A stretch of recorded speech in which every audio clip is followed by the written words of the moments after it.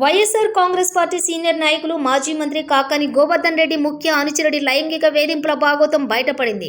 న్యాయం చేయమని ఓ మహిళా మంత్రి అనుచరుడిని ఆశ్రయిస్తే కోరిక తీరిస్తేనే న్యాయం చేస్తారని బెదిరించి భయపెట్టి పలుమార్లు లైంగిక దాడికి పాల్పడినట్లు సదరు మహిళ వెంకటాచలం పోలీస్ స్టేషన్లో ఫిర్యాదు చేసింది. మంత్రి కాకాని అనుచరుడు అయిన మాజీ జెడ్పీటీసీ వెంకట శేషయ్య వెంకటాచలం మండలంలో వైసీపీ ముఖ్య లీడర్గా కొనసాగుతున్నారు. అయితే అత్తా కోడల మధ్య తలెత్తిన ఓ సమస్య పరిష్కారంలో న్యాయం చేయమని సదరు మహిళ వెంకట శేషయ్యను అడిగితే బలవంతంగా తనను లొంగదీసుకుని పలుమార్లు అత్యాచారం చేసినట్లు ఆ మహిళ వెంకటాచలం పోలీస్ స్టేషన్లో ఫిర్యాదు చేసింది. వెంటనే పోలీసులు రంగప్రవేశం చేసి వెంకట శేషయ్యను అదుపులోకి తీసుకుని విచారిస్తున్నారు.